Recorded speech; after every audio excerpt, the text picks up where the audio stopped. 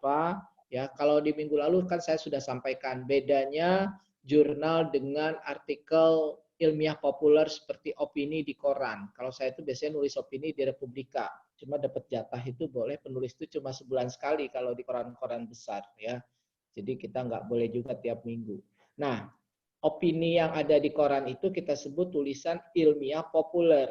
Karena mungkin ada konten ilmiah, tapi ditulis dengan bahasa populer. Minggu lalu sudah saya sampaikan, sekonyong-konyong, bergejolak, menggerogoti, itu tuh boleh hanya di bahasa koran.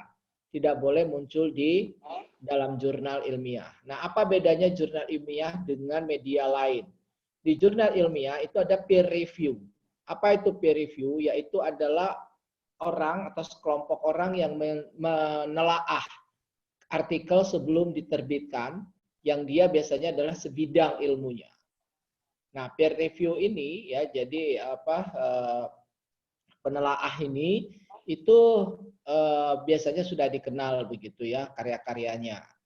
Nah, makanya kemudian kalau ada nanti indeks ya, jadi jurnal itu disusun ya kualitasnya itu dengan menggunakan indeks.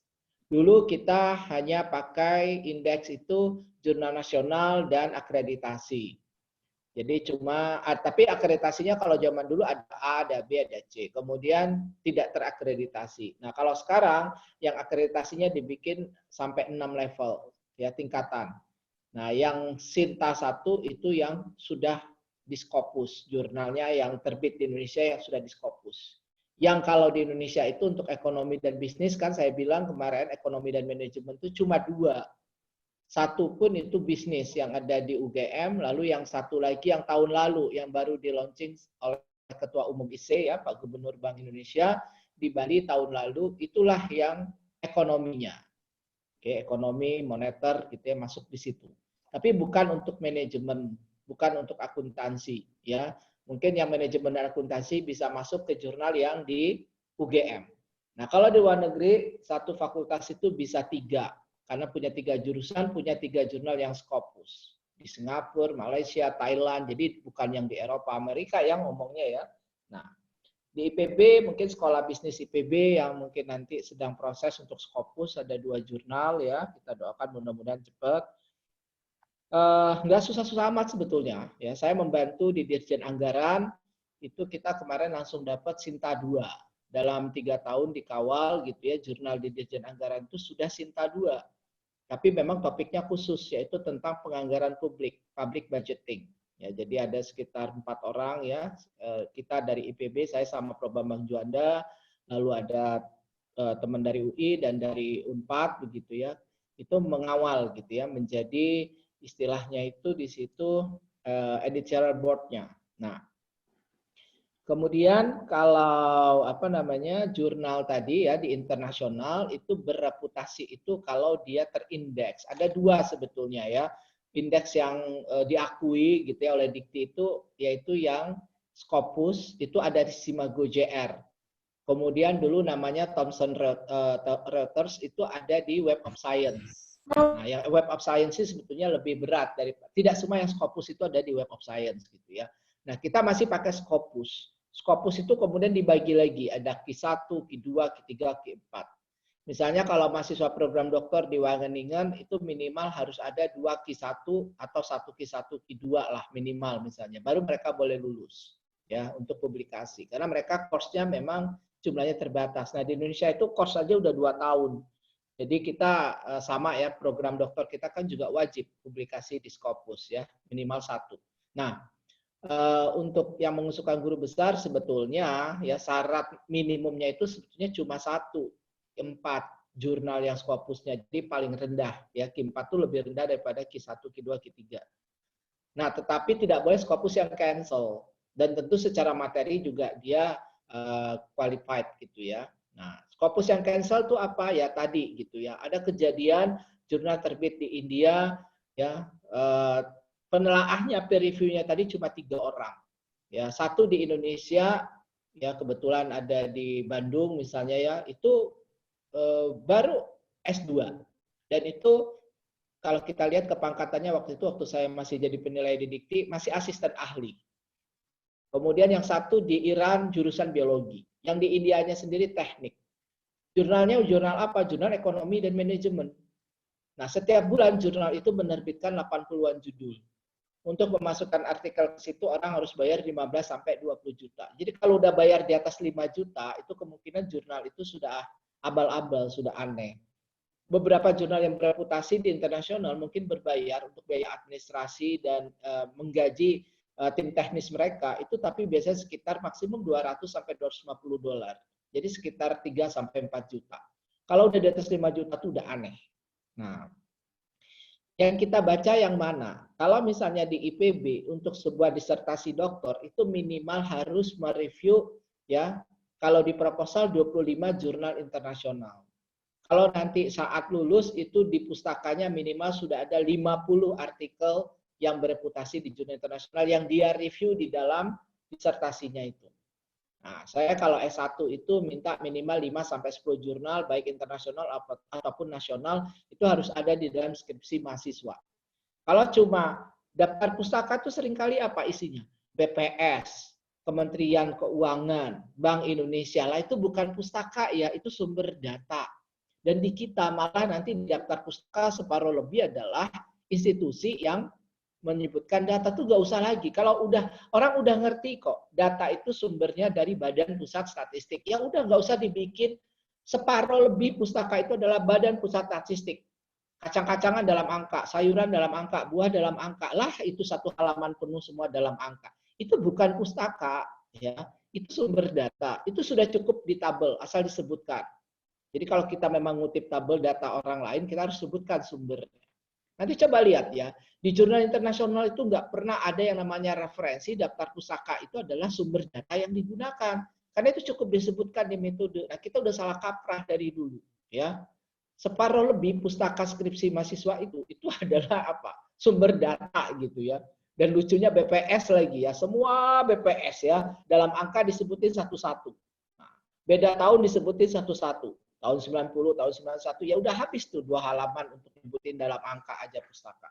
Nah, itu yang kita akan bahas hari ini ya. Sehingga nanti artikel teman-teman itu kemungkinan besar kalau diajukan ke jurnal itu diterima ya. Nah, sebetulnya sih nanti kita sih ada juga pelatihan dulu. Dulu saya sih bikin pelatihan ini ya, saya sampai dimarahin waktu saya jadi penilai di Dikti itu saya nggak boleh. Saya harus stop 3 tahun, nggak boleh latih dosen-dosen. Takut katanya konflik of interest gitu ya.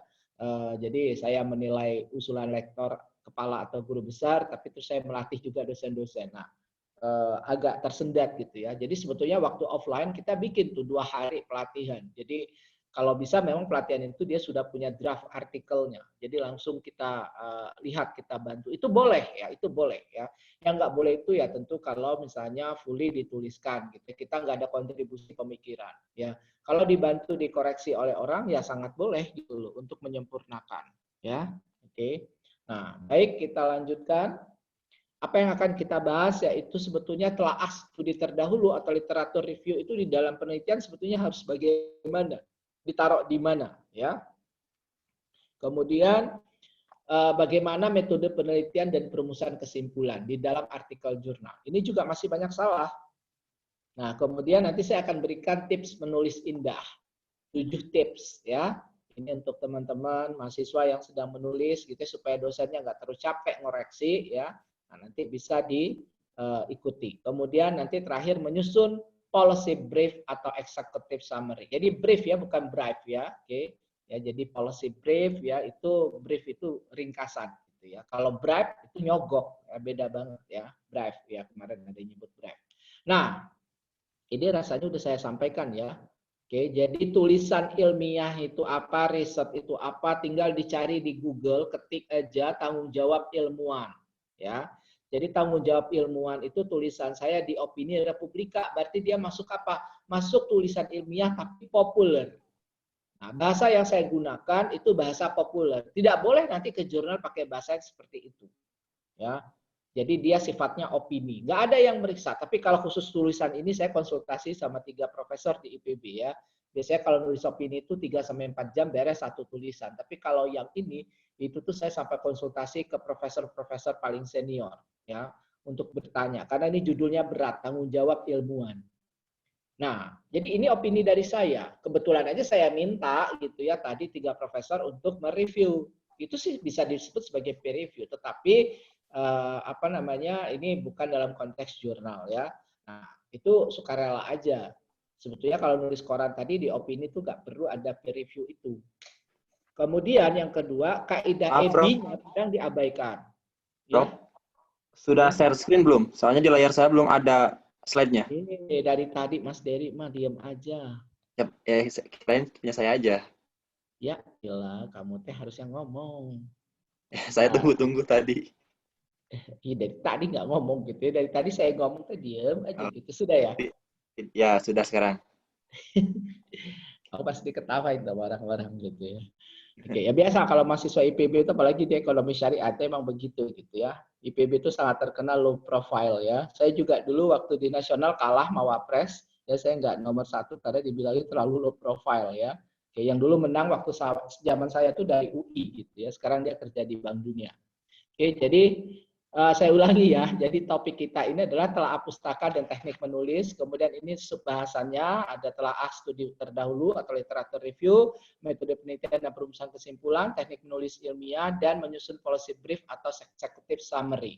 Nah, kemudian ya tadi ya saya sampaikan lagi ya kalau nanti ketik di Google ada tulisan judulnya tanggung jawab ilmuwan. Nah, ini adalah tulisan ilmiah populer, bukan untuk jurnal. Dia isinya opini. Yang kedua, kaidah ejaan bahasa Indonesia. Jadi bukan EYD lagi ya, EBI ya. EBI itu kadang diabaikan. Contoh, saya boleh pakai kata harga cabai bergejolak. Ya, kalau sekarang malah turun ya. Jadi harga cabai ya menurun tajam gitu ya. Itu juga sebetulnya dihindari di dalam artikel ya. Oke, menurun signifikan sih masih ilmiah gitu ya. Nah, atau tadi ya harga bawang merah sedang bergejolak di berbagai daerah. Nah, bergejolak itu tidak pas untuk tulisan ilmiah ya. Nah, sekonyong-konyong gitu ya. Pustakanya minim. Jadi kalau di dalam tulisan ilmiah populer, apa tandanya? Ya paling mengutip 1 atau 2 pustaka. Dan kalau nggak ada kutipan pustaka pun juga nggak ada masalah karena isinya opini. Nah, sedangkan yang tulisan ilmiah di jurnal itu harus apa? Sistematis dan mengikuti kaidah. Nah, ini yang akan kita bahas. Minggu lalu kita sudah bahas judul, abstrak, pendahuluan ya, sampai selesai ya. Di pendahuluan diakhiri dengan tujuan. Nah, sekarang kita akan lihat yang bagian pertama. Dalam jurnal bisa saja ada memang bagian khusus tinjauan pustaka. Itu boleh. Ya, bukan berarti nggak boleh bagian itu di format jurnal. Ya, apalagi memang jurnalnya meminta format ada bagian itu harus. Ya. Nah, kalau di dalam tugas akhir, skripsi, tesis, disertasi, kalau di IPB ini optional.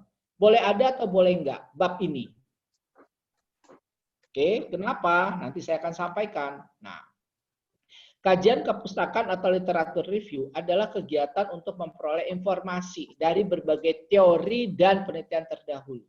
Kalau disebut teori, teori itu bukan dari jurnal. Kalau misalnya rekan-rekan mengutip jurnal, that's not theory. Itu adalah previous studies, empirical studies.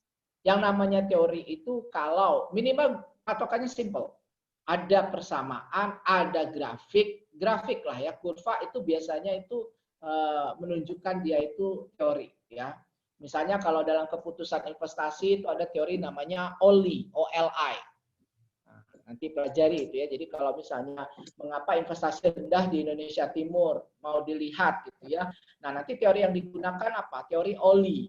Ya, hurufnya kapital semua OLI ya. Nah, nanti coba dicari apa itu artinya OLI. Kemudian teori apa lagi? Salter-Corden di makro. Kalau mau bicara tentang agroindustri. Jadi agroindustri itu ya, kalau nanti pakai buku-buku yang berbicara tentang definisi agroindustri, kemudian bagian-bagian itu sebetulnya teori tetapi bukan itu teori dasarnya. Di ekonomi ada yang namanya teori Salter-Corden. Salter-Corden itu nanti mengajarkan kepada kita bahwa negara seperti Indonesia atau negara berkembang itu harus mengembangkan strategi industrialisasi yang berbasis ya sumber daya lokal, kemudian berorientasi ekspor dan menyerap tenaga kerja. Nah, karakteristik itu adanya di mana? Agroindustri. Kalau misalnya yang berkembang sekarang tekstil, tekstil itu paling banyak menyerap tenaga kerja, ya. Nah, memang tekstil juga ada yang diekspor, tapi sebetulnya industri tekstil kita itu juga berkembang pesat, ya banyak itu karena ada 270 juta yang tiap tahun harus beli baju lebaran, ya tiap Natal beli baju gitu ya. Itu menyebabkan apa? Muncullah pabrik-pabrik tekstil di sini. Nah, dulu kita masih produksi kapas tahun 80-an, masih ada di Sulawesi, di Sukabumi. Sekarang 100% kapas itu kita impor. Bahkan benangnya juga ada yang diimpor. Makanya nanti kalau dalam teori dalam kasus perdagangan itu ada kontradiksi antara industri yang menghasilkan benang dengan industri yang menghasilkan kain. Industri yang menghasilkan kain inginnya benang itu dilonggarkan impornya, industri yang menghasilkan benang inginnya impor benang itu diperketat. Selalu begitu fenomena kebijakan perdagangan internasional. Oke. Nah, pustaka ya, ini saya bacakan, pustaka harus muncul di mana? Di 4 ini. Jadi jangan dibalik. Kalau deskripsi, disertasi atau tesis, pustaka itu harus ada di bab 1 dan bab 4, 5. Jadi pendahuluan serta metode hasil dan pembahasan atau bab 3 ya. Jadi pendahuluan, metode hasil dan pembahasan itu harus ada pustaka. Kalau di IPB begitu di pedoman karya tulisnya. Nanti yang mahasiswa IPB pasca S1 coba dilihat ya pedoman karya tulisnya IPB. Yang bab 2 tinjauan pustaka itu opsional. Boleh ada, boleh enggak. Nah, di artikel jurnal ini juga sama.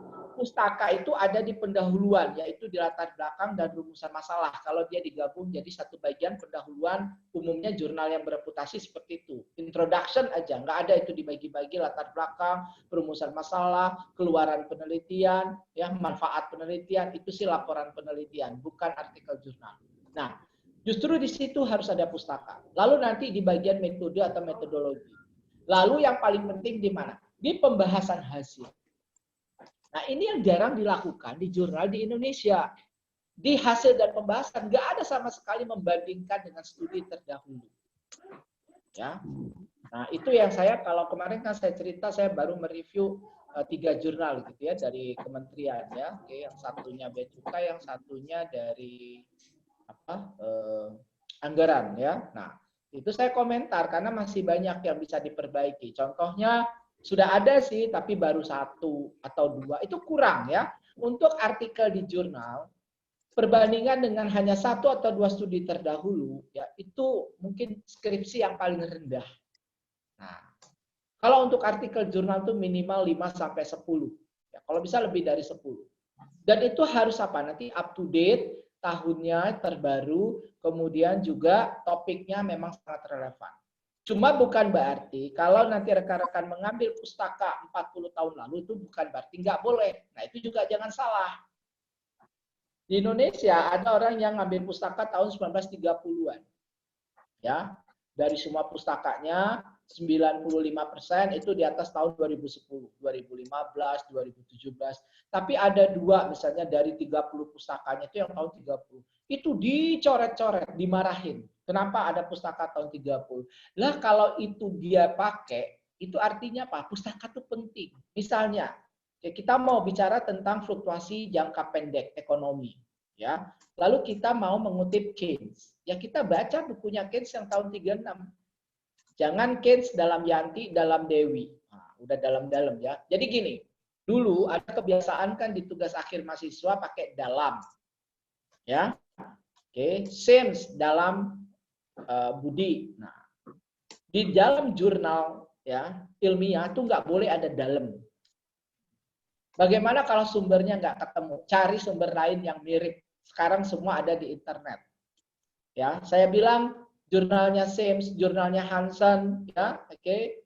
Cara mengambil sampel Krejci and Morgan atau pakai Cochrane, ya, itu semua tinggal ketik di Google nanti tersedia sehingga kita bisa kutip. Kita boleh kok ya. Oke, jadi boleh nggak Pak bukunya bajakan sebagai daftar pustaka ya boleh aja. Jurnal nggak sama ya. Pustakanya dari buku yang beneran atau dari buku bajakan gitu ya. Nah, oke. Kemudian apa sesungguhnya fungsi dari literatur review? Yang pertama dalam penelitian itu yang paling mahal apa? Ide. Nah, jadi ide tentang masalah penelitian yang update, yang terkini, itu dari apa? Studi-studi terdahulu. Karena kita membaca, oh untuk pandemi COVID ini, orang di Indonesia sudah melakukan studi seperti ini. Oh, ada yang belum. Nah, oke. Kemudian yang kedua, dari situ nanti, dari berbagai studi terdahulu, kita bisa menentukan apa sesungguhnya research gap. Apa itu research gap? Yaitu kemarin ya, apa yang belum dikerjakan, ya, apa yang masih menjadi kekurangan dari kinerja suatu institusi, lembaga, gitu ya. Nah, itu kita coba lihat. Nah, yang paling penting juga, ada yang namanya nanti hipotesis dan metode. Hipotesis dan metode itu tidak datang ujuk-ujuk, tidak datang tiba-tiba saja.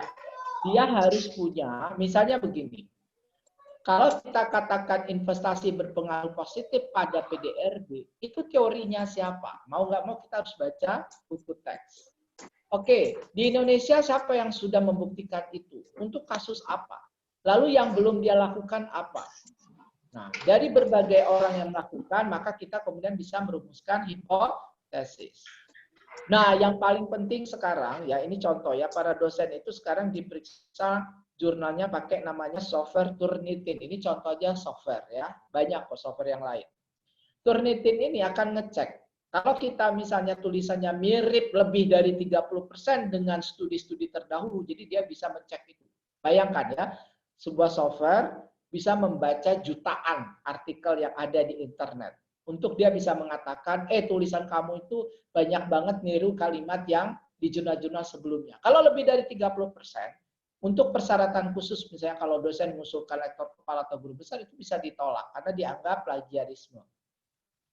Nah, makanya kalau kita sebelumnya, itu kalimatnya kita modifikasi. Nanti ada triknya. Ya, nanti silakan kita diskusikan. Bagaimana triknya supaya kita meminimumkan duplikasi atau plagiarisme dari jurnal-jurnal sebelumnya. Kemudian, kadang data itu tidak selalu ada untuk topik yang akan kita teliti. Nah, kita bisa kok mengutip data dari studi terdahulu. Tapi yang paling penting, jadi gini, dalam metode ilmiah, tulisan ilmiah, itu yang paling penting transparansi. Kalau kita pakai data, sumber data dari mana? Kalau sawit itu antara Gapki dengan Kementerian Pertanian, gitu ya, itu udah bisa beda datanya. Nah, kita mau pakai data yang mana? Itu yang namanya ilmiah, transparansi. Terakhir, nah kalau kita sudah baca 25 jurnal internasional untuk nulis tesis S2, kita pede. Oh betul, berarti saya sudah bisa nanti menguraikan seperti ini karena berbagai yang sebelumnya seperti ini. Nah, ya, jadi itu penting. Kemudian, nah ini ya, pustaka apa yang harus dikutip? Kalau saya selalu mengatakan yang warna merah aja, dua itu. Satu namanya buku teks, textbook. Yang kedua jurnal. Selain itu boleh nggak? Boleh, nggak ada larangan, nggak ada kok absolute truth ya. Boleh working papers. NBER-nya working papers, working papers-nya NBER dari Amerika itu sama dengan kualitas jurnal yang paling bagus di ekonomi. Ya, World Bank juga punya working papers, IMF juga. Tapi working papers itu biasanya belum di-review oleh peer review. Itu bedanya. Working papers itu kadang dikeluarkan oleh lembaga, jurusan atau fakultas, institusi gitu ya. Nah, itu kadang tidak direview oleh peer review. Cenderung kemudian juga ada subjektivitas terhadap isinya. Itu bedanya dengan jurnal. Nah, makanya jurnal itu lebih tinggi, tapi jurnalnya nanti yang bereputasi yang benar yang dikutip. Apa itu buku teks? Kalau saya bilang yang ditulis dalam bahasa PBB. Nah, ada berapa bahasa PBB? Nanti tolong ada yang jawab ya. 5 atau 6. Ya. Nah, buku teks penerbitnya harus bereputasi. Oke, Springer dan sebagainya gitu ya. Nah, kalau jurnal tadi ya, cukup 2 yang dilihat kalau untuk internasional. Satu aja juga udah bagus. Namanya Simago, SCIMAGO. Jadi kalau kita mau ngecek jurnal itu Scopus apa enggak, Scopusnya di cancel apa enggak, nanti dia akan kasih tahu kalau dia cancel, kasih dalam kurung cancel. Artinya dia udah pernah enggak benar tuh jurnal diterbitkan. Kalau dia udah benar lagi, nanti cancelnya hilang. Nah, itu Scopus. Tadi ada yang Web of Science saya bilang, namanya Clarivate. Ya. Jadi Clarivate itu seperti Simago juga. Jadi dia menyediakan jasa untuk kita bisa mengakses jurnal-jurnal. Nah, Nanti ada indeks H misalnya. Jurnal kita itu tadi yang 2, ekonomi dan bisnis itu indeks H-nya di bawah 10, baru 4 sama 6. Ya, kalau yang bagus itu ya bisa jadi di atas 50 atau 100. Di atas 200. Kalau udah di atas 200 kayaknya orang Indonesia juga sampai saat ini sih belum pernah nulis di American Economic Review ya. Oke, jadi nah, metode penelitian. Apa yang dikemukakan dalam metode penelitian? Pertama, ya. Jadi gini, metode penelitian itu untuk menjawab tujuan. Jadi itu yang makanya kemarin saya bilang, jangan penelitian mulai dari metode. Yang penting adalah tujuan, baru kita tentukan metode. Kalau tujuan kita 3, berarti nanti akan ada 3 metode. Harus jelas. Ya, makanya kalau saya punya bimbingan presentasi kolokium proposal, itu cukup menunjukkan tabel, tujuan 1 metodenya apa, jenis datanya, sumber datanya apa. Tujuan 2 metodenya apa, jenis data, sumber datanya apa. Tujuan 3 juga sama. Udah, kalau dia udah ngerti itu berarti nanti enak. Nah, kemudian yang kedua, kemarin kita udah belajar ekonometrika dan nanti sore aplikasi model dinamik. Oke, regresi biasa sudah tahu. Logit sudah tahu, probit sudah tahu, tobit sudah tahu ya. Kemudian pengembangannya ya yang kuadratik ya, kemudian yang nonlinear gitu ya. Nah, yang translog, Cobb Douglas itu sudah diberikan semua. Time series ada yang univariate, ada multivariate, ada yang var-nya, ada VCM-nya, ada Engel-Granger causality dan sebagainya ya. Itu semua time series. Lalu panel, ada yang static, ada yang dynamic dan seterusnya. Oke, kemarin kan ada yang pakai mediation ya, media effect dan seterusnya. Nah, maka kalau kita punya banyak pengetahuan tentang metode, tadi baru ekonometrikal ya, oke, dan itu juga baru mungkin 30%-nya, sepertiganya. Ya, masih ada 2/3 yang belum kita bahas. Ya, instrumental variable, panel var.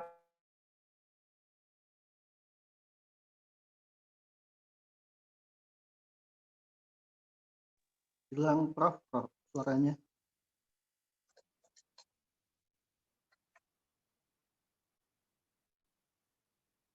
Hilang suaranya. Hilang Prof suaranya. Oh, hilang. Kemudian untuk sampel, ini yang paling penting. Ya, Krejci and Morgan sudah menyediakan tabel. Simple banget. Kalau 1 juta populasi maka harus ngambil sekian. Nggak akan banyak. Cukup 400. Tapi kalau misalnya 1000 harus 200-an. Itu kalau menurut Krejci and Morgan. Nah, yang salah apa di Indonesia, terutama mahasiswa manajemen, please tolong lihat kakak kelasnya itu paling banyak, ekonomi juga sama, ekonomi Islam apalagi, ngambil sampel semua pakai Slovin.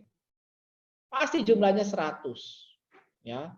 Oke, setelah itu apa? Ya, Slovin ini itu kan dicari. Slovin itu nggak ada ya, yang namanya Slovin itu tuh dicari di internet nggak ada. Who is Slovin?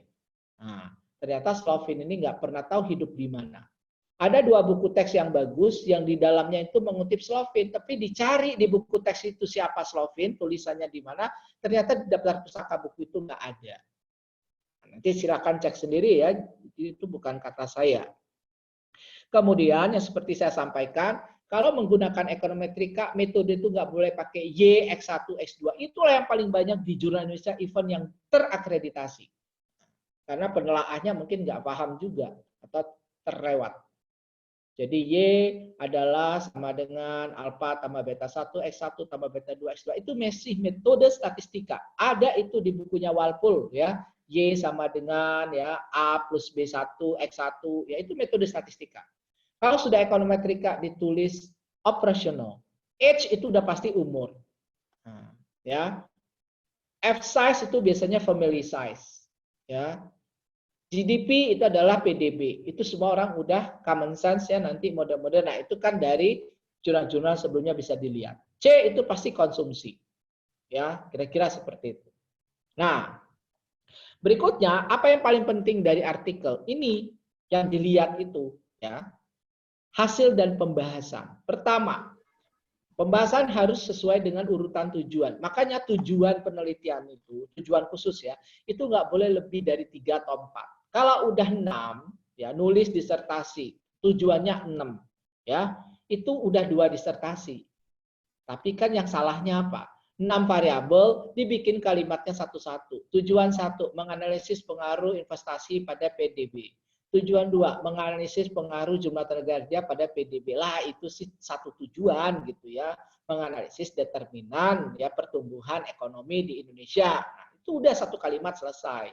Nah, jadi tujuan itu 3 itu yang paling lazim. Nah, nanti hasil dan pembahasan sesuai dengan tadi tujuan. Metode sesuai dengan tujuan. Jadi dia coherence.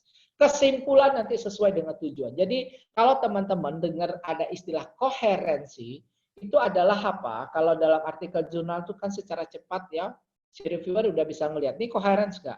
Tujuannya apa, metodenya apa, hasil yang dibahas apa, kesimpulannya apa. Itu harus coherence. Ya, kalau tujuannya 3, metodenya 3, hasil pembahasan 3, kesimpulan juga 3. Udah, ya. Anda nulis skripsi juga begitu. Oke. Nah, kemudian pembahasan itu adalah dengan apa? Kalau kita pakai ekonometrika berarti kita tunjukkan model kita sudah robust. Nanti sore ya kita lihat kalau data panel dinamik dia sudah konsisten, instrumennya sudah valid, dia sudah tidak bias. Kalau pakai FEM dan REM kita tunjukkan pakai uji Hausmann. Ya, karena uji Hausmann itulah yang mengindikasikan bahwa kita menginterpretasikan model yang robust. Apa yang menjadi isi? Yang pertama interpretasi koefisien. Tapi tolong, kalau koefisiennya tidak nyata, itu jangan diinterpretasikan. Panjang jalan tidak berpengaruh pada PDRB karena p-value-nya 0,2. Ya, berarti 80% aja kita boleh tolakkan 0. Tapi diinterpretasikan.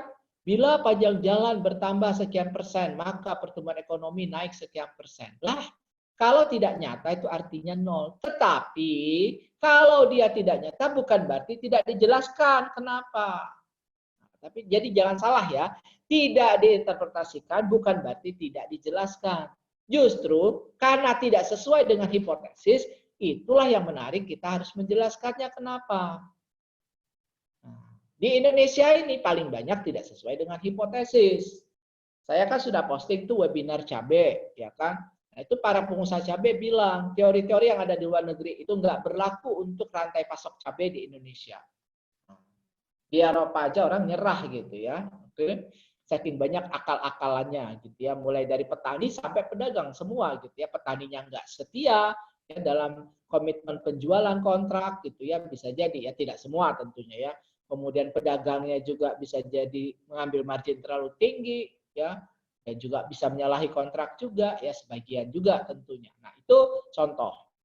Terakhir ya, membandingkan dengan temuan dari sebelumnya. Itu yang tadi saya sampaikan, justru pustaka-pustaka dari jurnal terdahulu harus banyak di bagian hasil dan pembahasan. Ini malah kosong sama sekali nggak ada. Nah, terus gimana kita bisa bilang bahwa hasil estimasi kita itu baik atau tidak, ya sudah sesuai dengan yang diharapkan atau tidak? Karena itu bukan opini loh. Itulah bedanya dengan artikel di koran tadi yang opini semau kita aja. Ya asal korannya mau nerima. Koran itu kalau kita udah nulis sekali bagus ya dia sih akan terbit terus. Nah, untuk hasil dan pembahasan ini, inilah yang membedakan S1, S2, dan S3. Termasuk tujuan metodenya juga kan. Tadi kan coherence. Kalau S1 itu menjawab what, where, when. S2 itu S1 tambah why. S3, S2 tambah how. Itu minimum requirement. Kalau S1-nya bisa sampai why ya bagus banget, tapi jangan dipaksa. S2 sampai how ya itu yang diinginkan, tapi jangan dipaksa. S3 nggak boleh cuma sampai why. Novelty-nya, salah satu dari novelty, kalau di IPB itu contoh 3 ya, minimal novelty orang lulus S3, itu salah satunya pasti nanti terkait dengan apa novelty untuk kebijakan atau saran ya bagi pelaku industri, bagi pemerintah atau yang lainnya. Nah, perumusan kesimpulan. Kesimpulan tadi harus menjawab tujuan. Kalau tujuan 3 berarti sudah ada 3 kesimpulan. Nah, kesimpulan tuh nggak panjang-panjang. Kesimpulan 3 halaman yaitu bukan menyimpulkan, itu meringkas. Oke. Di kesimpulan itu seringkali isinya ringkasan. Padahal ya nanti kalau bisa apa ya di skripsi, tesis, disertasi itu kan ada ringkasan. Nah, ringkasan tuh bukan ngopi dari kesimpulan. Abstrak bukan ngopi dari kesimpulan. Ini ya, saya pernah ya mungkin 3 tahun yang lalu, waktu saya tahun kedua meriksa ya di dikti. Jurnalnya Q1 loh. Bukan berarti Q1 itu segala-galanya. Ya, ini beneran ya. Salah satu mengusulkan guru besar ya dari universitas negeri ya. Itu dari studi terdahulu kesimpulannya dia jadikan abstraknya dia. Parah nggak? Jadi abstrak dari pustaka yang dia kutip, kan saya gampang banget ngeceknya. Karena semua di dalam tulisannya itu banyak banget pustaka dari situ. Itu adalah pustaka utama yang dia kutip. Nah, saya kan tinggal ngecek aja, iseng gitu ya, lihat, ini kok bisa gitu ya. Kesimpulan dari abstrak studi terdahulu dijadiin, kesimpulan dari studi terdahulu dijadikan abstrak di tulisan dia. Lah, selesailah. Ya. Karena itu syarat khususnya dia yang dia usulkan. Ya. Kalau itu keterlaluan. Kalau salah-salah 10-20% ya mungkin bisa dimaafkan gitu ya, kan nggak akan ada yang sempurna. Tapi kalau salah banget gitu ya, itu sih udah keterlaluan plagiarisme. Itu ya nggak boleh ya. Nah, jadi kesimpulan itu harus tajam dan kalau bisa kalimatnya itu berbeda memang dengan ringkasan. Nah, kalau dia sudah tajam bagus, maka nanti dia akan langsung menjadi policy brief.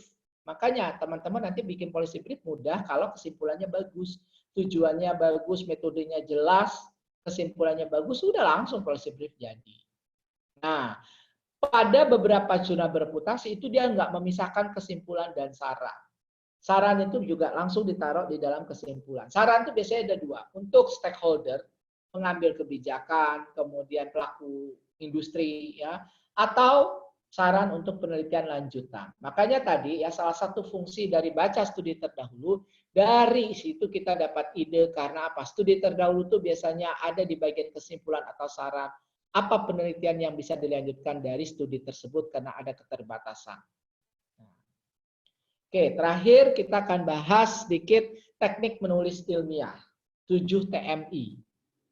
Sebetulnya kan rekan-rekan sudah belajar bahasa Indonesia dari PAUD atau TK gitu ya, SD 6 tahun, SMP, SMA, di perguruan tinggi.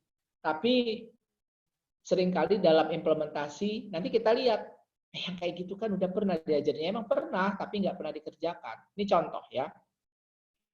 Kalimat itu terdiri dari subjek dan predikat. Banyak sekali kalimat itu, ya, yang itu dia hanya apa? Hanya subjek. Contoh, pembangunan nasional yang bertujuan untuk meningkatkan pertumbuhan ekonomi, mengurangi pengangguran dan menurunkan angka kemiskinan. Titik. Ya, ini saya koreksi dari tulisannya mahasiswa ya. Nah, itu ada nggak predikatnya? Nggak ada, itu semua masih subjek. Nah, cuma subjeknya panjang banget, udah satu kalimat. Oke? Nah, jadi kalimat itu efektif kalau ada subjek, ada predikat. Saya pergi ke pasar, saya subjek pergi, nah, kemudian ditambah kata keterangan. Ya. Oke. Saya menangis, boleh itu udah satu kalimat. Ya. Saya sedang menangis, itu satu kalimat. Nah, kalau mau baik lagi, saya sedang menangis di kamar mandi, nah, itu satu kalimat. Oke. Nah, saya di kamar mandi, nah itu mungkin contoh yang lain ya. Oke, saya di kamar mandi. Itu kalau di dalam artikel jurnal itu bukan kalimat. Ya. Jadi kalau di artikel jurnal itu di dalam tulisan ilmiah itu harus subjek dan predikat. Nah, oke, ya. Karena apa? Karena dengan kalimat itu kita mau menyampaikan suatu pemikiran. Nah, yang kedua, ya meskipun nanti kita lihat ya di contoh brief, policy brief yang saya bagikan itu tetap masih ada kelemahan. Panjang kalimat tidak lebih dari 3 baris. Jadi kalau sudah dari 3 baris di dalam tulisan kan formatnya biasanya A4 gitu ya, 3 cm di kiri atau 3 cm di kanan. Nah itu kalau sudah lebih dari 3 baris, berarti itu harus dibagi menjadi 2 atau lebih kalimat. Ya. Nah idealnya berapa? Ya 2 baris itu paling panjang, 2,5 udah harus stop. Nah, ini contoh. Dengan mencermati kondisi terkini mengenai peluang fluktuasi nilai tukar yang dihadapi Indonesia sekaligus tantangan struktural eksternal dalam perdagangan, maka analisis komprehensif mengenai identifikasi keeratan hubungan antara nilai tukar perdagangan kedua udah capek. Nah, ya, ini ditulis oleh lulusan S2, ya. Tapi coba cek, ya, yang lagi skripsi kakak kelasnya, tesis dan disertasi sebelumnya, bahkan di jurnal, ya, kalimat seperti ini mungkin malah lebih banyak daripada yang 2 baris. Oke. Nah, yang ketiga. Dalam satu kalimat itu kalau bisa tidak ada kata yang sama, bahkan dan. Dan itu tidak boleh 2 kali. Ada serta, bisa pakai koma, jadi divariasikan. Ya. Nah, cari padanan kata supaya tidak bosan. Contoh, dari sisi perusahaan, inflasi yang terjadi secara mendadak akan meningkatkan biaya produksi dan menyulitkan perusahaan untuk melakukan perencanaan produksi. Oke, itu produksinya 2 kali. 1 dihilangkan nggak ada masalah. Akan meningkatkan biaya dan menyulitkan perusahaan untuk melakukan perencanaan produksi. Udah. Atau akan meningkatkan biaya produksi sehingga menyulitkan perusahaan untuk melakukan perencanaan. Sudah, orang juga udah paham. Nah, kemudian yang keempat. Nah ini ya, hindari penggunaan kata dalam bahasa asing kecuali tidak ada terjemahan yang sepadan. Tetapi coba dicek ya, online ada kata daring, unduh, unggah, ya itu kan biasanya serapan dari bahasa daerah. Ya kita harus belajar menggunakan itu. Saya kemarin nguji mahasiswa S3, saya tanya, kenapa pakai hedging? Ada nggak bahasa Indonesianya? Ada. Apa? Lindung nilai. Sudah ada nggak? Sudah ada di dalam kamus, lindung nilai itu sudah ada. Kenapa? Peraturan Menteri sejak tahun 2006 sudah ada kata-kata lindung nilai. Nah, jadi itu sudah bahasa Indonesia yang baku. Jadi nggak perlu pakai hedging kecuali menulis jurnal ke internasional ya memang kan pakai bahasa Inggris. Nah, jadi kalau di Indonesia ya atau untuk kata pertama ditulis lindung nilai dalam kurung hedging. Nah, nanti berikutnya gunakan lindung nilai itu juga boleh. Khawatir orang nggak ngerti, tapi rasanya lindung nilai itu udah pada tahu itu hedging. Oke ya. Nah, segmenting, targeting, positioning bisa nggak diterjemahkan? Nah, positioning ada nggak di dalam bahasa Indonesia kata-kata pemposisian? Dicek di kamus nggak ada ya, jangan dipaksakan. Nah, ya, nanti malah jadi panjang. Segmenting, targeting, positioning. Targeting, penetapan pasar sasaran, kan jadi panjang, ya. Penetapan segmen pasar, penetapan pasar sasaran, dan pemposisian. Udahlah pemposisian nggak ada kata-katanya. Jadi jangan dipaksa juga, tapi harus ditulis miring. Nah, ini contoh. Dari sisi rumah tangga, inflasi yang terjadi secara tiba-tiba berdampak pada income real yang pada gilirannya akan menurunkan daya beli masyarakat. Tiba-tiba itu bahasa ilmiah populer. Di dalam ilmiah itu nggak ada sebetulnya ya, tiba-tiba ya. Oke. Nanti coba dicari lagi yang sepadan. Pendapatan real boleh, ini nih campur aduk. Realnya udah benar karena udah bahasa Indonesia. Real yang double E, yang REEL itu sudah bahasa Indonesia. Tapi income bahasa Inggris. Nah, income itu ada terjemahannya itu pendapatan. Jadi kita tulis saja pada pendapatan real, ditulis tidak miring. Realnya tapi I-nya 2, bukan real. Nah, jadi itu. Yang kelima. Nah, ini yang paling susah. Di Indonesia, kita seringkali juga di jurnal masih ketemu kata apa? Namun demikian, tetapi. Namun ya, ditulisnya setelah titik. Kata tetapi, namun, itu nggak boleh setelah titik. Dia harus setelah koma. Di bahasa Inggris kan, but itu kan setelah koma, bukan titik. Jadi kalau, ya contoh kasus ini, ya, klaster komoditas pangan tersebut terhadap upaya pengendalian inflasi komoditas VF. Nanti kalau ada singkatan begini, harus di awal pernah disebutkan VF itu apa. Itu sebenarnya volatile food. Namun demikian, penelitian-penelitian terkait, namun demikiannya hapus saja. Titik, langsung saja. Penelitian-penelitian terkait klaster binaan balance yang telah dilakukan selama ini. Udah, jadi nggak ada kata namun demikian, koma, penelitian-penelitian. Nah, itu nggak perlu kata namun demikiannya, dihapus saja. Oke, yang keenam. Nah, ini juga paling penting. Harus tahu kapan menggunakan titik, koma, titik 2, titik, koma, ya, dan seterusnya ya. Antara lain adalah, nah itu harus pakainya titik 2. Kalau dia di dalam alinea, nggak boleh rapat itu pakai huruf R besar. Karena dia di dalam alinea. Jadi harus pakai huruf kecil. Itu contoh. Terakhir, nah ini. Paling susah. Satu alinea adalah satu pokok pikiran. Satu alinea itu maksimum setengah halaman. Banyak sekali tulisan, satu alinea itu bisa sampai 1,5 halaman atau 2 halaman. Nggak berhenti-berhenti alineanya. Kenapa? Alinea itu satu alinea, satu pokok pikiran. Itu paling setengah halaman itu ya. Bukan ketentuan pasti, tapi kira-kira seperti itu. Nah, antar alinea harus saling terkait. Sehingga kalau alinea itu saling terkait, maka kalau dibaca tulisan itu dia adalah a story, kisah. Kayak baca novel. Jadi tulisan ilmiah itu dengan bahasa ilmiah tidak boleh populer, tetapi kalau dibaca itu enak. Barulah kita disebut sudah menulis indah. Oke. Nah, ada satu lagi ya sebetulnya saya mau tunjukkan, nanti saya bagikan memang di dalam di dalam link kita, tetapi saya coba cek dulu bisa nggak ya. Kalau PDF itu harusnya bisa ya Mas Dery ya. Tadi sih rasanya udah kebuka ya. Dampak nilai tukar. Bisa nggak muncul Mas Dery? Muncul nggak Mas Dery? Muncul. Nah, ya ini jadi contoh, nanti saya akan bagikan ya. Ini contoh policy brief. Meskipun ya ini contoh ya, saya tunjukkan sedikit. Di alinea pertama ya kalimat yang terakhir itu sebetulnya harusnya dipisahkan jadi 2 kalimat. Itu adalah contoh yang kurang baik ya. Hal ini memang bukan fenomena ekonomi baru, namun seberapa besar dampak yang ditimbulkan dari pergerakan nilai tukar rupiah tersebut, khususnya pada dinamika ekspor dan impor nasional perlu dikaji secara lebih mendalam. Ini yang begini ini banyak banget ditemukan.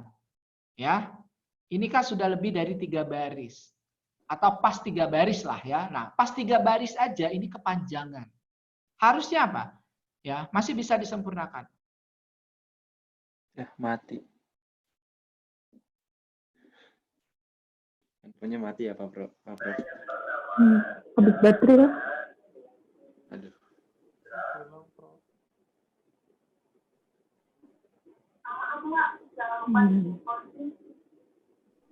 Nahan.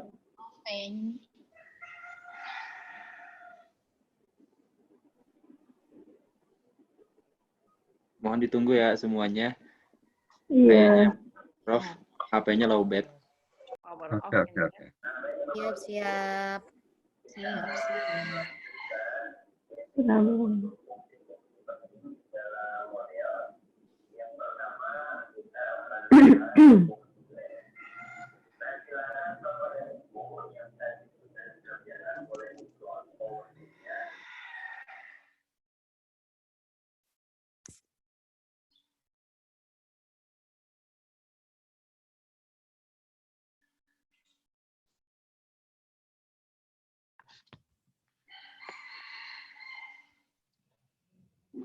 Oke, Mas Dery udah dengar?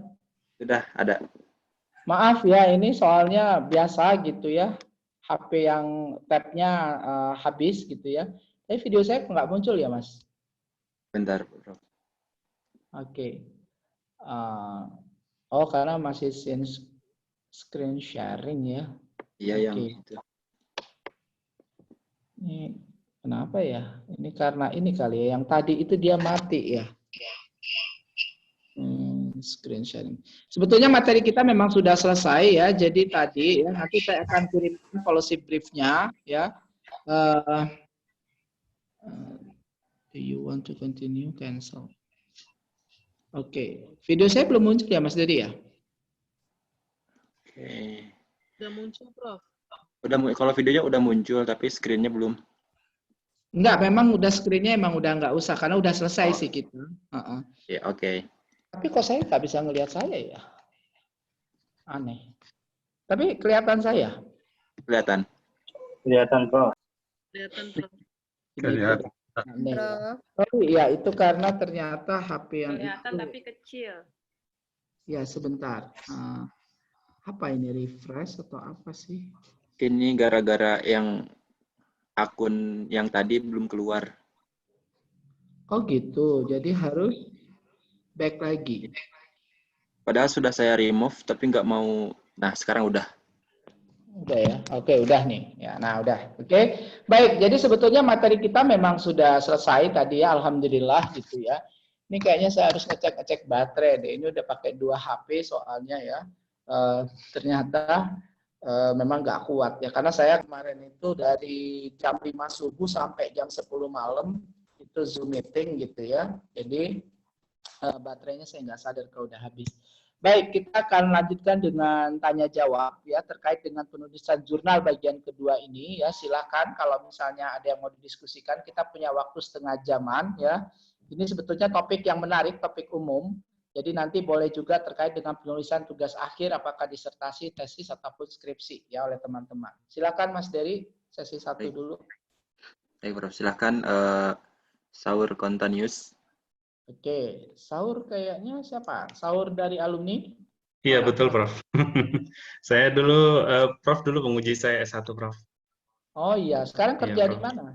Saya kerja di perbankan sekaligus dosen, Prof, di Surya Dharma. Oh, Surya Dharma Iya, di Prof. Jakarta. Di Betul Jakarta yang itu. betul, Prof, yang di Halim, Prof. Oke Iya. ya, bagus ya. Ini alumni IPB ya, jadi sempat-sempatnya ya. Jadi kerja Iya, di Prof. bank, kerja jadi dosen juga. Waduh, itu Betul, gajinya Prof. banyak gitu ya, gatel. Enggak, Prof. Oke, silakan Mas Saur. Ya, Ya. Prof, saya mau nanya, terkadang dalam penulisan jurnal ini bagaimana sih sebenarnya, Prof, kisi-kisinya agar kelihatan Ah, suaranya putus ya. Dan impact. Ada kok. Kedengaran, Prof? ya, Halo? ya. Ya, Prof. Ya. Saya minta kisi-kisinya karena kan saya dengar Prof juga sering memasukkan jurnal bahkan ke PI ya, Prof ya, sering masuk, Prof. Gimana sih, Prof, menulis jurnal agar kelihatan sisi impact-nya itu kelihatan real gitu, Prof, di jurnal, Prof. Itu aja, Prof. Oke, baik. Karena nanti ada kriteria memang ini ya terkait dengan dampak ya. Oke. Ya. Tapi saya sih jarang sih, kayaknya cuma sekali dimasukin ke BI, Mas. Kayaknya salah info itu ya. Oke. Ya baik. Kalau BI itu saya nggak tahu ini ada teman-teman BI nggak? BINS itu kan menerbitkan jurnal. Kalau kita masuk ke sana, bukan kita yang bayar, kita dibayar 15 juta gitu ya. Oke.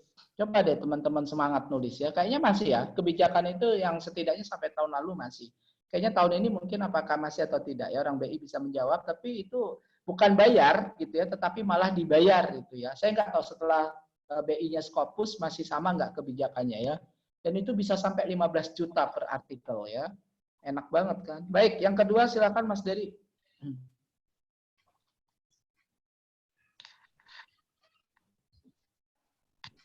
Mas Dery. Ya. Ya, yang kedua. Apa? Oke, baik, silakan Pak Iwan Nusandani. Baik, makasih Prof. Iwan, Prof. Dari Iya, ini paling Mesir. rajin bertanya ya. Baik. Waalaikumsalam. Nanti kita acak ya, setelah nanti sesi 2 kita akan acak nanya lagi ya. Oke, baik Pak Ya. Iwan silakan. Ini Prof, tadi Prof menyampaikan bahwa kalau S1 kan what, S2 why, S3 how. Nah, kalau untuk jurnal bereputasi katakanlah Scopus apa, Prof? Oke, baik. Kemudian yang kedua, Prof, mohon maaf, kalau kita mengirimkan artikel ke jurnal Scopus, ternyata revisinya banyak, katakanlah, apakah sebaiknya kita memperbaiki artikel tersebut atau mundur, Prof, dialihkan ke jurnal yang lain? Terima kasih, Prof. Itu pertanyaannya ya. Ya, saya nggak di luar dugaan saya tuh pertanyaan Pak Iwan ini ya. Yang ketiga silakan. Baik, silahkan Mirza Antoni. Iya. Assalamualaikum, Prof. Ya, Pak Mirza ya. Iya, Prof. Saya mau menanya ini tentang tadi koherensi antara tujuan, rumusan masalah, dan kesimpulan. Pembahasan dan kesimpulan. Nah, selama ini memang ada pertentangan di teman-teman untuk skripsi atau master ataupun S3 itu ada yang berpendapat kalau tujuan 3 maka kesimpulannya 3. Ada juga yang kesimpulan boleh lebih, minimal memang 3. Terus boleh nggak kalau di dalam skripsi ataupun nanti tesis ataupun disertasi kesimpulan itu tidak dalam bentuk poin, sehingga menghilangkan tadi kontradiksi itu. Kalau di jurnal memang tidak ada poin biasanya kan? Iya. Itu saja mungkin, Prof. Oke, baik. Ya. Nah, yang pertama Mas Saur ya. Jadi yang pertama betul ya. Kalau untuk policy brief ya. Kenapa ada policy brief saya tunjukkan. Kalau policy brief itu jelas. Jadi kalau kita misalnya melakukan riset, kita tuliskan dalam policy brief, dia harus bisa langsung di pick up oleh apakah dunia industri, itu yang tadi malam saya kulon gitu ya, Zoom meeting dengan teman Kadin dan IPB, Pusat Kajian Horti, itu bagaimana kita mengaitkan riset-riset itu dengan dunia usaha. Ya, kemudian yang kedua, bisa juga kepada pengambil kebijakan pemerintah, rekomendasi kita. Nah, untuk jurnal sebetulnya ya kalau jurnal itu tidak terlalu melihat itu ya. Meskipun ya dari hasil dan pembahasan sudah ketahuan manfaat dari yang kita tulis itu apa. Nah, kalau jurnal memang lebih banyak melihat pada yang makanya ya ada tidak salah juga ya kalau ada image bahwa kalau jurnal itu metodenya harus canggih. Ya kan? Sebetulnya bukan metodenya, tapi yang kita bahas itu memberikan suatu kebaharuan. Yang namanya kan jurnal ya. Orang itu kan mencari siapa yang pertama, siapa yang sudah melakukan penelitian rantai pasok cabai di Indonesia. Lalu orang nyari, udah banyak banget, udah ribuan, ya kan? Tetapi yang sudah mengamati misalnya perilaku pasokan rantai cabai lewat marketplace, lewat digital, itu kan sudah berkurang, mungkin hanya 10 atau 20, atau jangan-jangan cuma 5. Nah, lalu kita melakukan riset itu, kita tulis di jurnal, maka kita adalah orang yang ke-6. Pasti banyak kebaruan yang kita bisa tunjukkan. Nah, inilah yang menjadi pertimbangan jurnal itu mau memuat artikel kita. Oke, jadi ini tentu dalam kaitan dengan memang novelty atau kebaruan. Nah, makanya nyambung sama Pak Iwan gitu ya. Apakah di jurnal ya bereputasi harus sampai how? Iya, makanya yang disyaratkan menulis jurnal internasional itu bukan S2. S2 cukup nasional akreditasi. S1 tidak ada kewajiban, tapi kalau S3 itu ada 1 minimal jurnal internasional. Karena waktu itu yang bikin peraturan direkturnya memang dari dosen IPB. Nah, untuk IPB ditambah. Boleh 2 jurnal internasional, tapi minimum 1 jurnal internasional bereputasi plus 1 jurnal nasional akreditasi. Itu kalau di IPB. Ditambah itu syarat diktinya. Kalau dikti sih cuma 1 ya untuk doktor. Berat itu tuh diperdebatkan karena nggak ada kebenaran mutlak. Amerika, Australia nggak pernah berani pakai sistem kuliah plus jurnal, tuh nggak pernah berani. Tapi di Jepang, orang bisa lulus 3 tahun dengan 3 jurnal. Di Belanda, orang bisa lulus dengan 3 jurnal. Ya memang karena cost-nya cuma 1 semester. Semester pertama udah langsung bikin proposal, riset, langsung nulis jurnal. Jadi beda sistemnya. Nah, di Indonesia kita pakai course 2 tahun, nulis jurnal harus juga. Nah, itu sebetulnya orang luar negeri itu nanya, kok keren banget sih kamu itu gitu ya, hebat amat gitu ya, ngalahin kita gitu ya sebetulnya gitu ya. Tapi kalau memang nggak dipaksa, itu kan persoalan warga plus 62. Kalau nggak dipaksa ngisi Google Form, nggak ngisi gitu ya. Nah, baru tahu kalau ngisi Google Form itu untuk dapat sertifikat juga. Nah, baru itu rame-rame nyusul gitu ya, kayak ngisi Google Form ya. Aduh, ngisi Google Form itu nggak nyampe 10 menit loh, orang pertanyaannya sedikit banget gitu ya. Menyumbangkanlah sedikit ya waktu. Nah, ini kan kulon kedua ini siang nanti saya udah bisa ya Mas Dari ya, nanti tolong siang sudah ada link untuk evaluasi. Nah, ini untuk kepentingan kita. Nanti saya bisa tulis jurnal loh ya. Oke. Jadi saya bisa tulis jurnal ya, nanti masuknya ke apa? Jurnal pendidikan. Nggak boleh saya masuknya jurnal ekonomi, karena yang saya bahas itu bukan ekonometrikanya, tapi adalah memberikan materi kuliah ekonometrika secara online kepada ratusan orang, lalu dianalisis, oke, yang S1 pemahamannya sekian persen, oh ada hubungan, oh nanti bisa dianalisis pakai apa? Pakai causality Granger. Saya kalau form evaluasi nanti diisi, yang dari Kulon 1 itu udah bisa jadi itu 2 jurnal ya, oke. Nah, tapi masuknya ke jurnal pendidikan ekonomi. Pasti ada di UNJ mungkin nerbitkan. Itu contoh ya, ide ya. Oke, kalau saya mau gitu ya, nggak tahu sempat apa enggak gitu ya. Tapi itu sesuatu yang menarik gitu ya. Nanti tolong diisi form evaluasi. Nah, jadi saya ulangi lagi ya. Kalau S3 dia harus bahas sampai how. Makanya dia nulis di jurnal internasional. Karena memang di jurnal internasional itu nggak cukup. Jadi gini, apa sih contohnya what, why, how? Kita menemukan MPC itu adalah 0,9. Maka bagi mahasiswa S1 cukup bilang bahwa marginal propensity to consume sebesar 0,9. Artinya bila pendapatan naik ya Rp1.000.000, konsumsi akan naik 900.000. Itu udah cukup untuk mahasiswa S1 yang minimum, yang IP 2,5 lah, 2,7. Udah lulus itu dia. Nah, ya. Kalau S2 harus menjawab. Kalau 0,9 itu kenapa? Kenapa enggak 0,95, enggak 0,8? Lalu siapa yang sudah studi di situ atau yang mirip? Dibahaslah why-nya. Itu cara membahas why. S3 dengan 0,9, apa yang bisa dilakukan supaya lebih sejahtera lagi masyarakatnya? Nah, Kalau jurnal bereputasi, tentu pembahasan itu harus menarik. Pembahasan akan menarik kalau dia sampai ke how. Nanti ada satu item, itu yang nggak saya berikan, itu sih di pelatihan ada ya. Saya kan nggak ngasih nih contoh-contoh form evaluasi jurnal internasional ya. Nah, itu mulai dari bahasa, wording, ya, grammar-nya, segala macam itu ada penilaiannya. Lalu originality-nya, lalu novelty-nya, ya. Jadi, apa namanya, originality dengan novelty itu bisa beda, ya. Kemudian juga apa? Implikasi. Nah, itu ada, ya, penilaian itu ada semua, ya. Kemudian terakhir Pak Mirza, boleh enggak kalau tujuannya 3, kesimpulannya 4 atau 5? Enggak ada kebenaran mutlak. Tapi itu tuntunan. Sekarang ada 3 tujuan, ada 4 kesimpulan. Pertanyaannya, kesimpulan yang keempat, benar nggak datangnya dari hasil dan pembahasan? Karena seringkali yang jadi masalah tuh kesimpulan itu datang entah dari mana gitu. Bukan dari hasil penelitiannya dia. Saran juga begitu. Penelitian tadi, saya kan penelitiannya tentang, oh ternyata ekonometrika itu bisa diberikan secara online. Tingkat pemahaman orang sekian.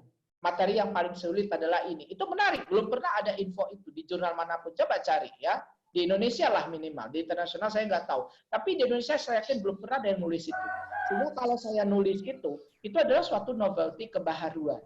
Nah, tapi kemudian saran saya adalah gitu ya. Nah, perbanyaklah buku-buku teks gitu ya untuk time series daftarnya ini. Itu nggak terlalu relevan karena saya bukan membahas buku teks di sini. Konteksnya saya kan cuma mendelivery materi. Lalu respon peserta seperti apa. Nah, jadi saran tuh nggak boleh ujuk-ujuk juga.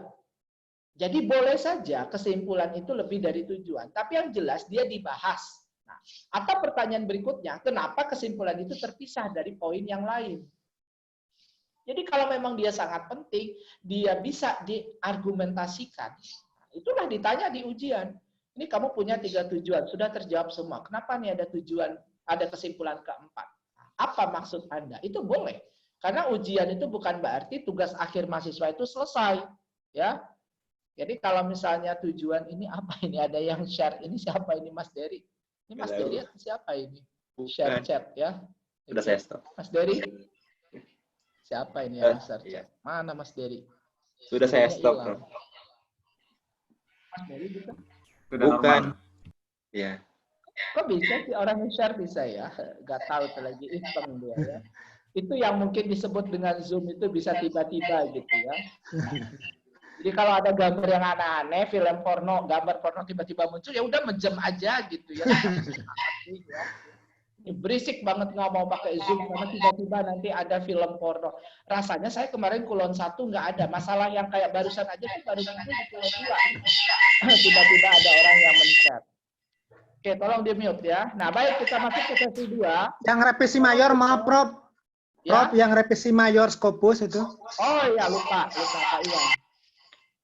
Jadi, kalau misalnya revisi major banyak banget, itu tentu jadi pelajaran bagi kita bahwa memang artikel kita banyak harus diperbaiki. Kalau sudah direview, kita pertama yang paling menentukan kita sanggup nggak memperbaiki. Kan dikasih juga batas waktu biasanya 1 bulan, 3 bulan. Nah, berarti kalau kita sanggup ya kita lakukan, ya. Oke, karena nanti dalam beberapa hal, terutama untuk dosen, ya, pada saat nanti ada usulan ke rektor kepala atau guru besar, seringkali pada kondisi tertentu korespondensi ini diminta. Nah, jurnal yang bereputasi nggak mungkin kita kirim langsung dia bilang, oke, artikel Anda layak dimuat, berarti itu udah dapat Nobel Ekonomi. Pasti biasanya 2 kali bolak-balik. Nah, itu pada kondisi tertentu, seringkali ada keperluannya, itu diminta malah oleh penilai. Nah, kalau misalnya kita memang nggak sanggup, ada 2 kemungkinan. Ya kita perbaiki total, nanti kita usulkan ke tempat lain, ya atau misalnya ke mungkin yang kualifikasinya lebih rendah. Jadi yang menentukan tentu kita sendiri, gitu ya. Kita kira-kira sanggup nggak memperbaiki, ya. Jadi kita sendirilah yang menentukan, ya. Ya Prof, makasih Prof. Baik. Yang kedua, silakan Mas Dery. Sudah ada yang angkat tangan lagi? Masih banyak, Prof. Silahkan selanjutnya Mbak Yang Liza. nggak pernah nanya deh, Mas yang nggak pernah Ya, nanya. sepertinya Siapa? sisanya ini jarang, udah yang nggak pernah nanya. Silakan coba. Ya. Halo. Ya, siapa Mbak? Halo, selamat pagi Prof. Saya Lisa dari IPMI International Business School. Oke, Mbak Lisa silakan. Iya Prof, terima kasih kesempatannya. Saya mau nanya untuk jurnal yang tidak bereputasi internasional kan dulu kita lihatnya lewat Bells List. Tapi saat ini kan nggak tahu kredibilitas website tersebut, katanya dulu ditutup atau gimana. Nah, cara tahu jurnal yang tidak bereputasi seperti apa? Karena kalau saya lihat kadang, dulu sih Prof, yang Scopus juga termasuk ke predatory jurnal. Nah, untuk menghindari hal tersebut seperti apa? Gitu. Dan kemudian mengenai pembahasan sama kesimpulan. Nah, itu kadang kan agak sama. Nah, untuk membedakannya seperti apa, Prof, dalam menulis jurnal internasional? Kan habis hasil ada pembahasan. Terus bedanya sama kesimpulan seperti apa? Terima kasih, Prof. Baik. Oke, berikutnya silakan. Selanjutnya, Pertanyaannya menarik ya. Kalau Anda nggak bertanya, saya nggak kepikiran untuk menjelaskan tadi ya. Kalau dijelasin semua sih seharian ya. Baik, berikutnya siapa? baik, silakan selanjutnya yang menggunakan Galaxy A20. Siapa itu? Nggak pakai nama. Halo, selamat pagi. Ya, pagi. Siapa ini? Pagi, Prof. Dengan Storus, Prof. Ya, silakan Pak Sitorus. Dari mana? Saya pegawai negeri dari BPS. Oh, BPS. BPS mana? Jakarta, daerah? Di Sumatera Utara, Prof. Oh, di Sumut. Oke, silakan Mas. Ini Prof terkait apa penulisan ini kan? Iya. Penulisan ilmiah ini yang termasuk dalam keterbaruan dalam penulisan ilmiah itu apa ya? Apakah dari misalnya saya dari sampel, misalnya efisiensi kan? Kebanyakan penelitian itu sebelumnya menggunakan sampel-sampel yang bersifat data primer. Kalau saya gunakan data sekunder, apakah itu sudah termasuk dalam keterbaruan dari penelitian tersebut? Baik. Terus untuk Turnitin, Prof. Biasanya reviewer itu kan pasti melakukan tes Turnitin kan? Ya. Nah, terus apakah kalau saya pernah coba sendiri tes Turnitin itu agak tinggi karena dibaca juga sampai di daftar pustaka kan seperti itu. Apakah sampai di daftar pustaka juga? Gimana sih sistematik reviewer itu melakukan tes Turnitin terhadap artikel yang di-apply seperti itu aja, Prof. Baik. Yang ketiga silakan. Baik, silakan yang ketiga Mas Muhammad Abduh. Muhammad Abduh. Ya. Halo. Ya, silakan Mas Abduh. Terima kasih, saya Abduh. Maaf, saya dari ruang publik ini, Prof. Ya. Saya sedang menunggu antrian. Oh ya. Enggak, asalnya dari mana? Iya. Saya dari Palembang, dari Magister Ilmu Pemerintahan. Oke. Calon siswa. Ya, silakan. Prof, ada dua yang ingin saya tanya. Yang pertama, tips menemukan gap penelitian. Kemudian, cara memasukkan gaps itu dalam kalimat-kalimat di bagian pendahuluan tentunya. Tipsnya untuk memasukkan yang indah tadi. Terima kasih. Baik, yang pertama Mbak Lisa dari IPMI. Ya, betul ya. Yang bill predatory itu sudah pernah kita umumkan waktu saya bertugas di Dikti itu tidak boleh digunakan. Dikti juga sudah tidak menggunakan itu karena itu sudah tidak relevan dan billnya sendiri juga udah bilang ya, semua yang dia list itu tidak lagi bisa jadi predator. Ada yang sudah baik gitu ya. Oke, jadi dia sudah tidak lagi predatory, dia sudah bereputasi lagi. Jadi itu udah nggak relevan. Nah, tadi yang saya sampaikan, tinggal buka Simago-nya. Maka kalau sejak mungkin 2 tahun yang lalu lah ya, Simago itu mencoba mengakomodir apa yang, itu kan idenya Bill itu kan dia lihat gitu ya. Jadi dia tes. Kebetulan yang dites siapa?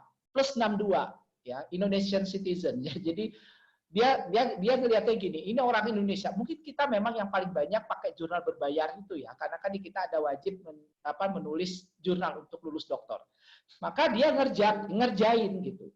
Dia kirim jurnal kimia, isinya kimia banget, beberapa halaman, tapi dia ganti dengan penulisnya Agnes Monica dan Inul Daratista.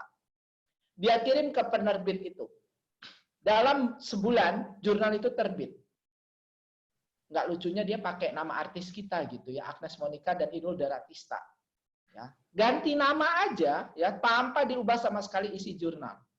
Nah, itulah waktu itu mulai ya dia membuat list. Nah, di Simago itu sudah ada, kalau kita buka Simago JR, nanti ketik aja di Google, SCIMAGO tadi Simago, maka akan keluarlah kita ketik jurnal apa. Tapi kita harus ngetik nama jurnalnya, ya. Memang nggak ada listnya gitu ya.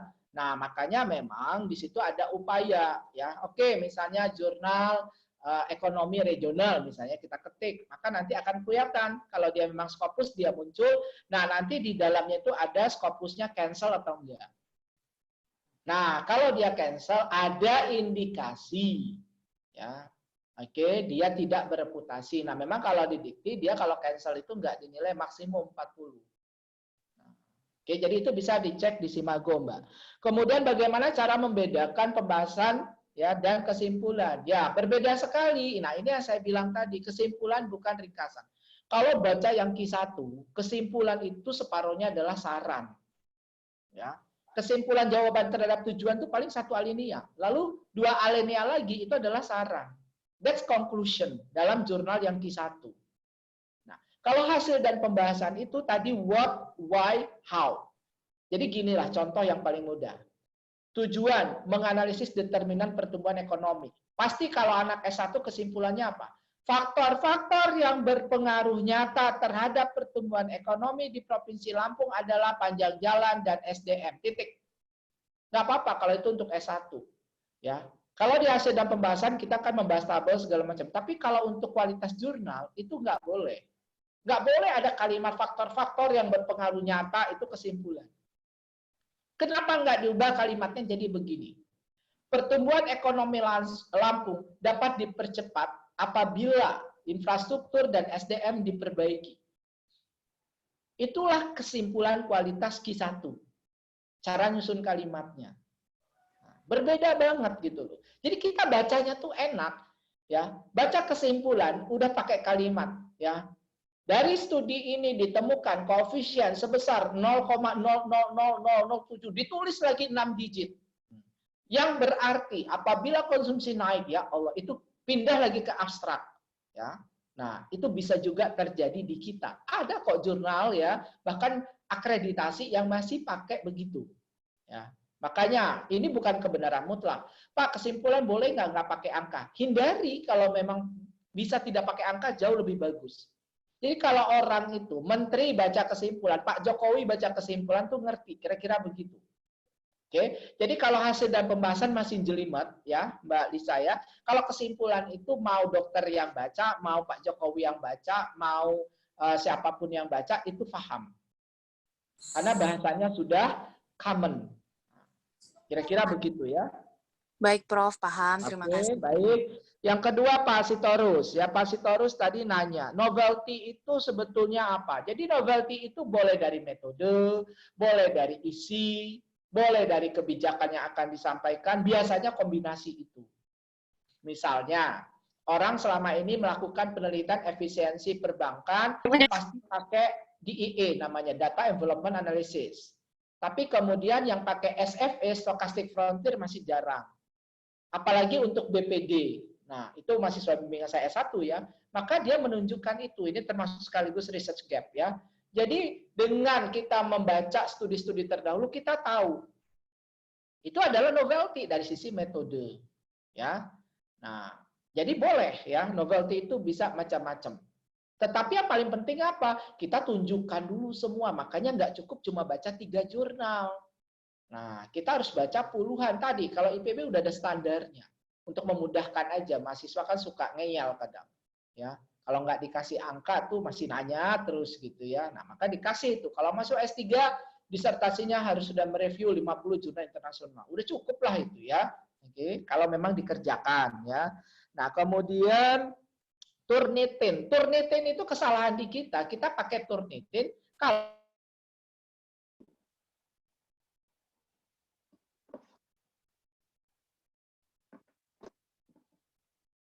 hilang Prof suaranya. Hilang suaranya, Prof. Prof, suaranya hilang, Prof. Prof, suaranya hilang.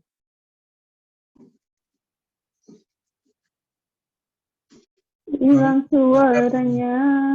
Belum kedengaran, Prof.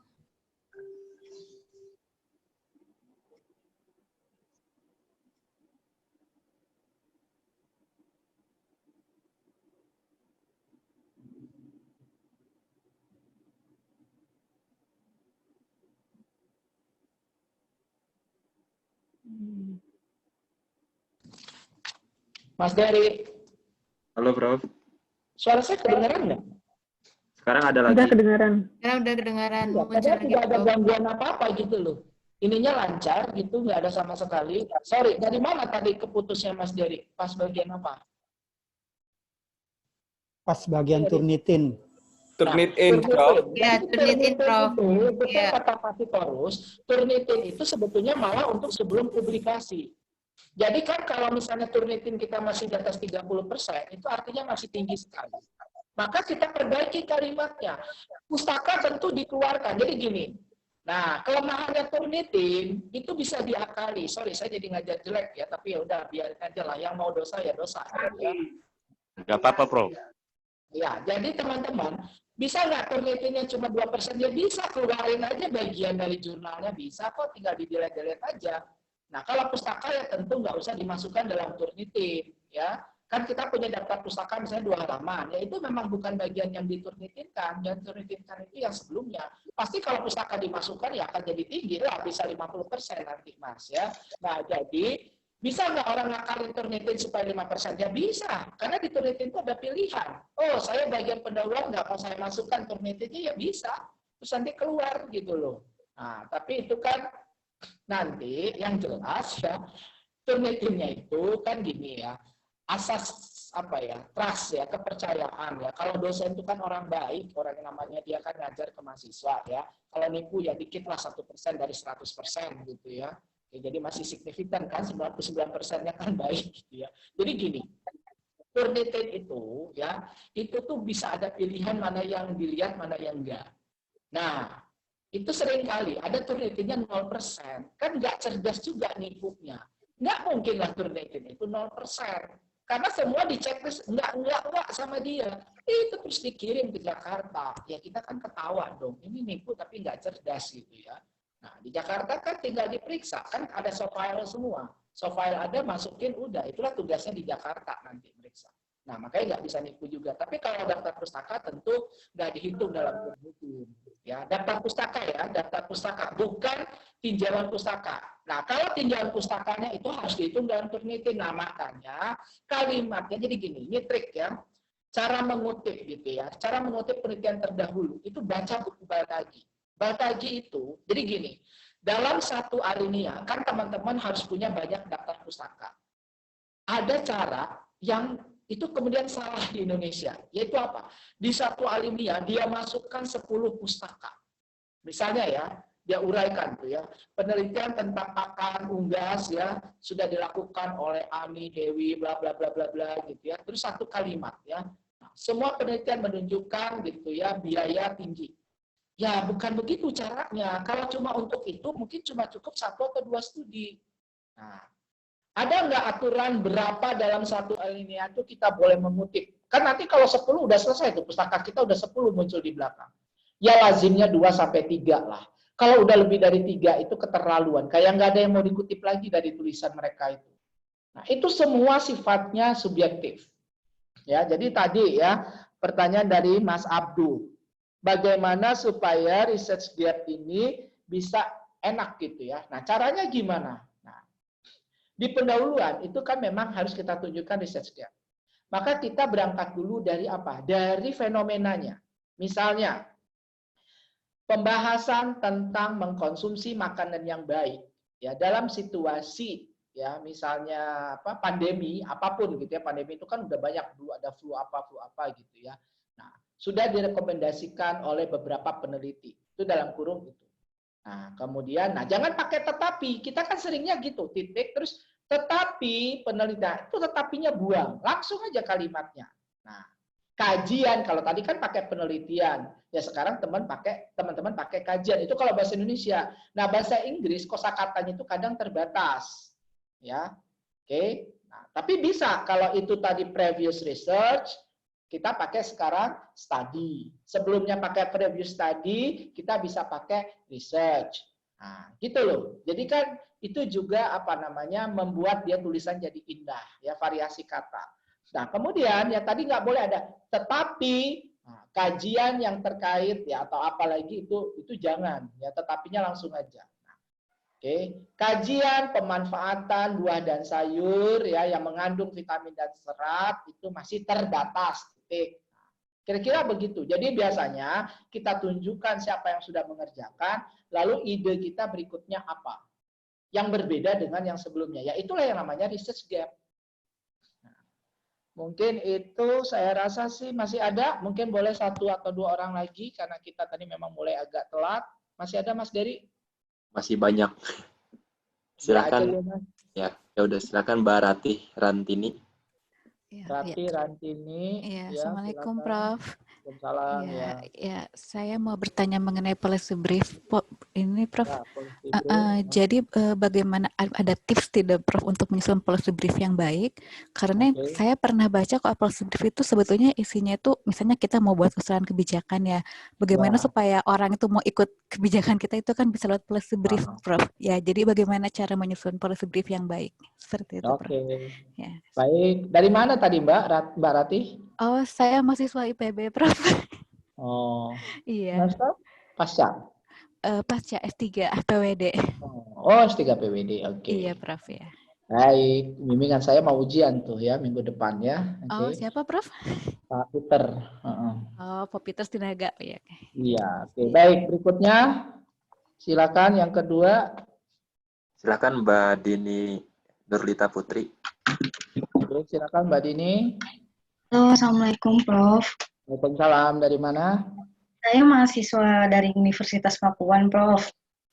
Unpak ya, Pakuan ya. Okay. Saya mau tanya, Prof, untuk penelitian terdahulu, karena saya menemui ada beberapa dosen yang memperdebatkan bahwa dalam penelitian terdahulu mahasiswa itu, judul dan bidang perusahaannya itu harus sama dengan yang diteliti oleh mahasiswa. Misalkan mahasiswa meneliti tentang tentang disiplin di perusahaan perbankan. Kemudian dalam penelitian terdahulu tersebut, judul dengan bidangnya perusahaan tersebut itu harus sama dan tidak boleh melenceng atau berbeda dari itu. Jadi saya mohon penjelasannya Dok, Prof, bagaimana? Terima kasih. Baik. Oke, satu lagi deh Mas Dery, yang laki-laki ada nggak? Laki-laki ada nih. Siapa? Baik, silakan Mas Agung. Agung. Assalamualaikum, Prof. Waalaikumsalam. Dari mana Mas Agung? Saya Agung dari IAIN Jember, Prof.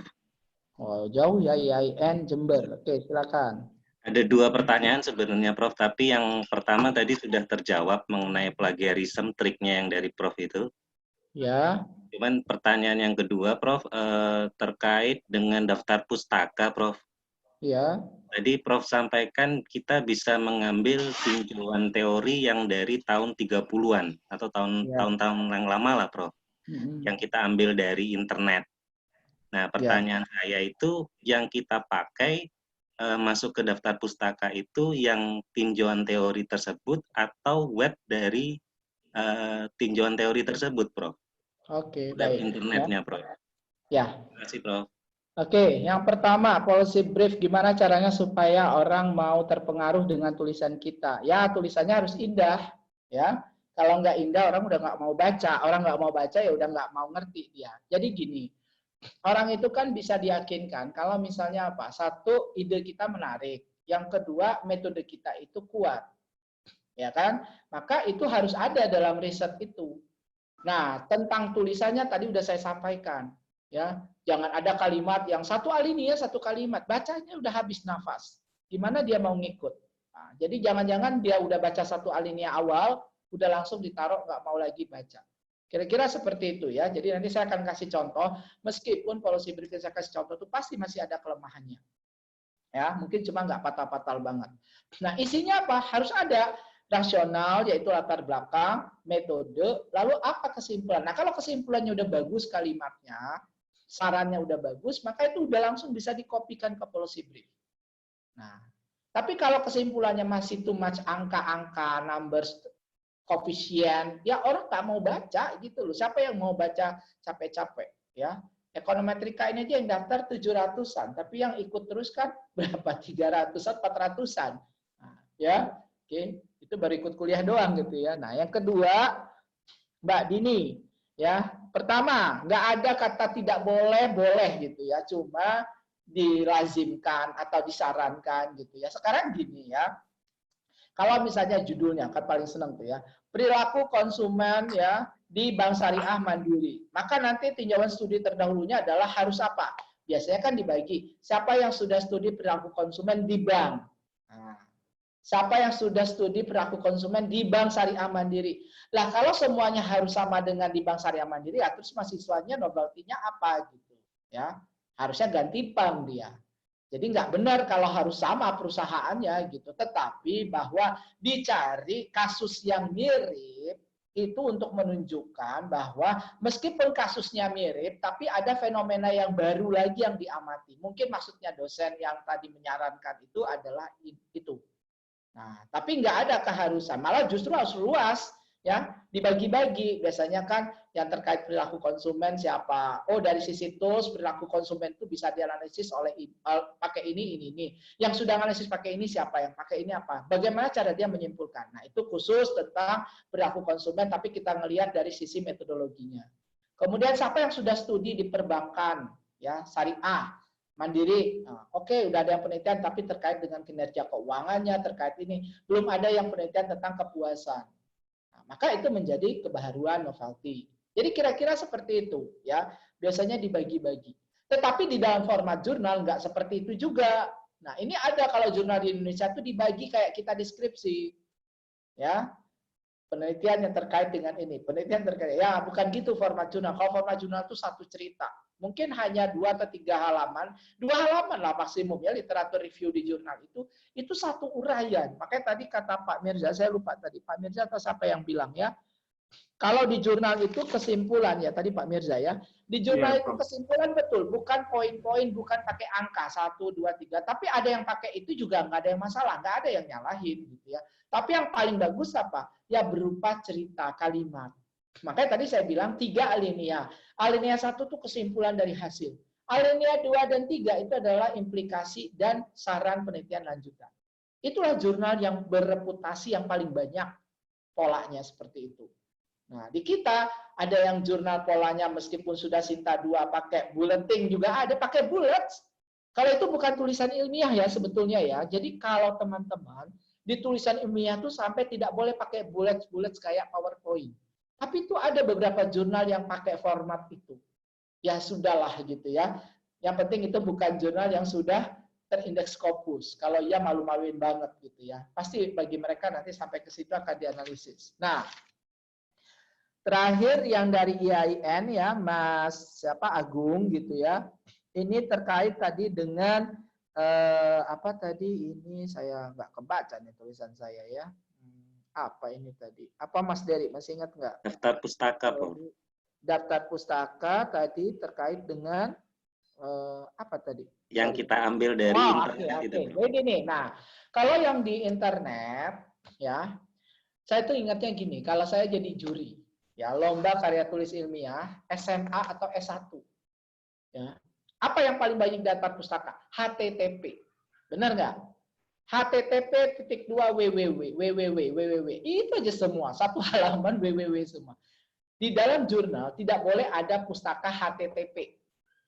Oke? Kalau dia HTTP, itu harus ditaruh di catatan kaki. Sama seperti koran, sama seperti pidato menteri, pidato presiden. Jadi gini, ya saya mereview nih ya di kementerian beberapa.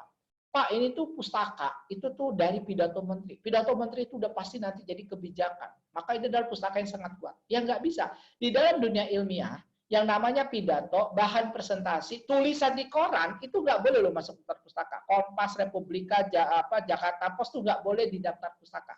Itu hanya boleh di catatan kaki. Nah, itulah bedanya nanti. Catatan kaki tidak akan meningkatkan indeks kuotasi.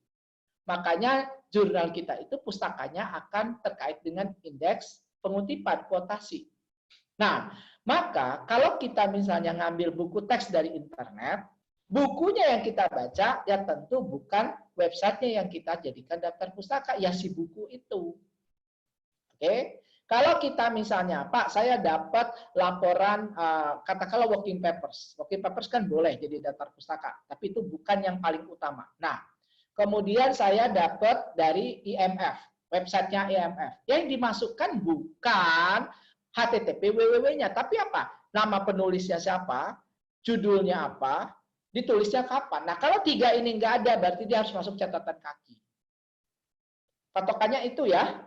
Jadi kalau teman-teman mau masukkan ke daftar pustaka, reference, itu harus ada nama si penulis, harus ada judul, harus ada tahun, harus ada judul gitu ya. Nah, kemudian nanti kalau dia jurnal, working papers, nanti ada edisinya.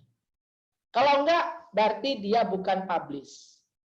Nah, kalau dia nggak publish, itu sebetulnya nggak boleh dikutip. Makanya, kan kalau mahasiswa S1, skripsi paling banyak daftar pustakanya apa? Skripsi kakak kelas. Nah, malah diwajibkan sama dosen. Ya salah lah. Skripsi itu untuk bahan bacaan. Dia unpublished.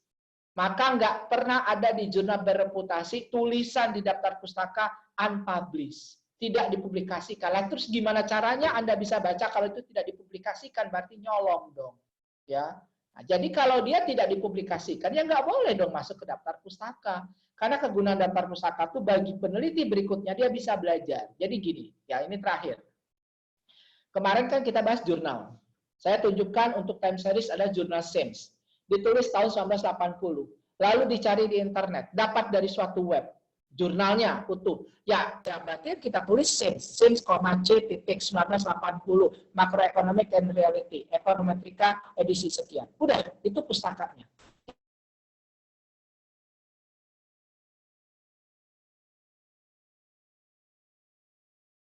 Suaranya nggak ada, Prof. Suaranya hilang lagi, Prof. Hilang lagi, Prof. Halo. Suaranya hilang, Prof.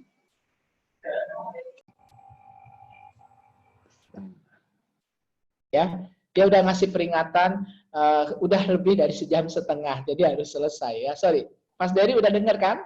Sudah ada. Sorry ya, jadi itu peringatan sebetulnya kita udah harus selesai. Baik, jadi itu ya. Jadi nanti ya, terakhir gini ya, pustaka ini itu akan meningkatkan credibility kalau kita mengajukan ke jurnal internasional. Yang pertama dilihat ya, kalau kita sekarang 2020, berapa banyak yang di atas 2010, yang 2015 gitu ya, yang 2018. Yang kedua, yang kita kutip itu benar-benar relevan nggak?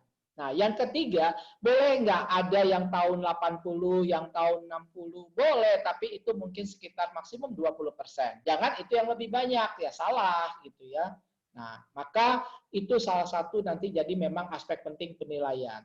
Oke, dan tentu saja semua yang ada di pustaka itu harus masuk ke dalam teks. Semua yang ada di dalam teks harus masuk ke pustaka. Itu standar lah menulis ilmiah di perguruan tinggi. Saya rasa itu, karena ini sudah cukup panjang lebar, banyak yang kita bahas, memang topiknya menarik begitu ya. Someday nanti kita bisa juga ya, kalau biasanya sih ada pelatihan offline-nya gitu ya, saya belum membayangkan gitu ya. Tapi selalu ya, kalau pelatihan offline ada 10 peserta yang bawa jurnal cuma 4 gitu ya, yang 6 lagi.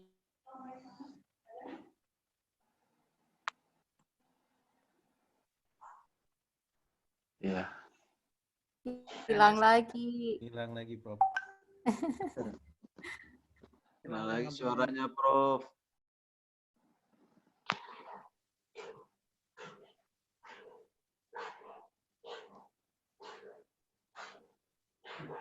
Suaranya hilang, Prof. Iya, Prof.